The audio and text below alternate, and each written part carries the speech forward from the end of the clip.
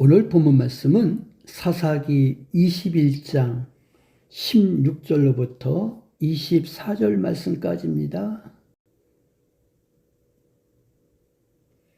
회중 장로들이 가로되 베냐민의 여인이 다 멸절되었으니 이제 그 남은 자들에게 어떻게 하여야 아내를 얻게 할꼬. 또 가로되 베냐민에 도망하여 면한 자에게 마땅히 기업이 있어야 하리니 그리하면 이스라엘 중에 한 지파가 사라짐이 없으리라.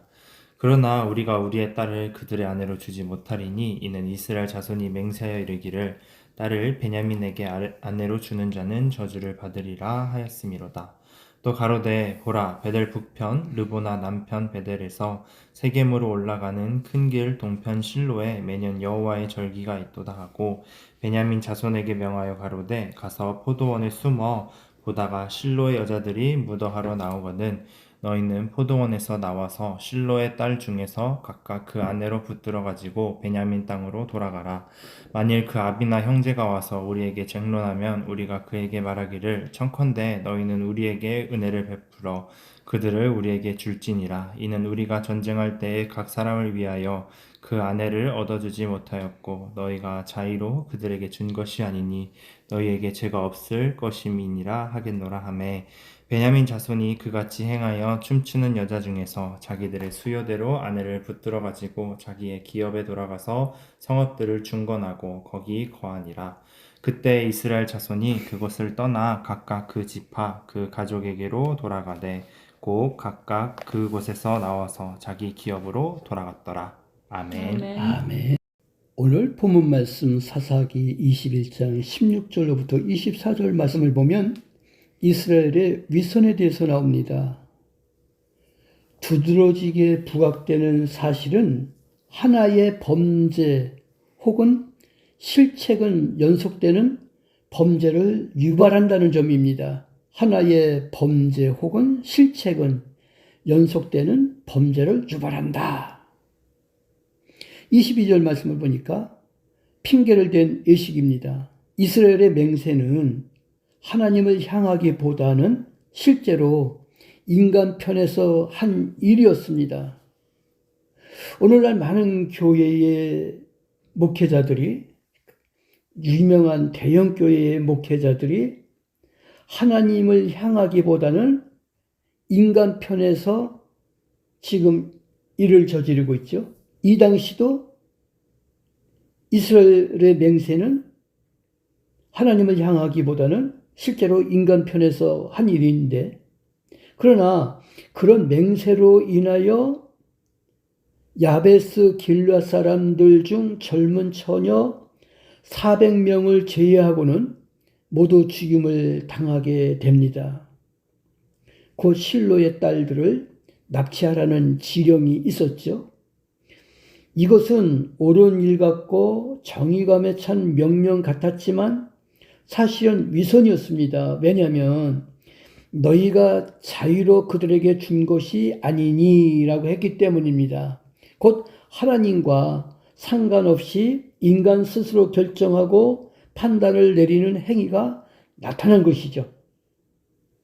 그래서 이거는 예식이라는 거예요. 그 다음에 22절부터 24절 말씀을 보면 총회의 맹세를 지키지 못한 행동이 나오죠. 총회의 맹세는 끝까지 죽임과 베냐민 사람들과의 금문이기 때문입니다. 그런데 사정이 바뀌었다고 모든 일들을 허술하게 행동한 것이죠. 시대가 바뀌었다고, 시대가 바뀌고 상황이 변한다고 해도 하나님의 말씀과 율법은 언제나 동일하다는 거예요. 이런 무모한 정의감 때문에 때때로 악순환의 과정을 겪기도 합니다. 그 한 예로 가나안 7족을 모두 몰아내지 못했던 이스라엘은 결국 끝까지 팔레스틴과 싸움을 해야 했고 오늘날에도 그 싸움은 계속되고 있는 거죠. 그러므로 인간 편에서의 위선이나 자랑 또는 섣부른 행동은 모든 악을 생산하거나 악의 존재를 남게 한다는 거죠. 믿기를 주님의 이름으로 축원합니다. 아멘. 이스라엘의 위선은 핑계를 댄 의식과 청해의 맹세를 끝까지 지키지 못한 행동이었다라는 것. 그래서 우리는 의식을 하지 말아야 된다는 거예요. 하나님 편에서 하나님을 위해 우리가 살아드려야 된다는 거죠. 왜?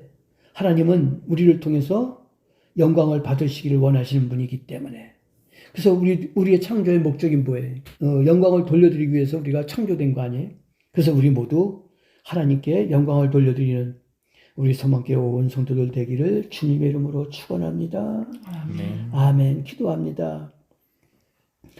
하나님 아버지, 우리가 겉으로만 착한 채 하지 않게 해주시고 애적인 치레로 선한 채 하는 그런 마음과 행동이 그리고 말이 생각이 우리에게서 떠나게 해주시옵소서.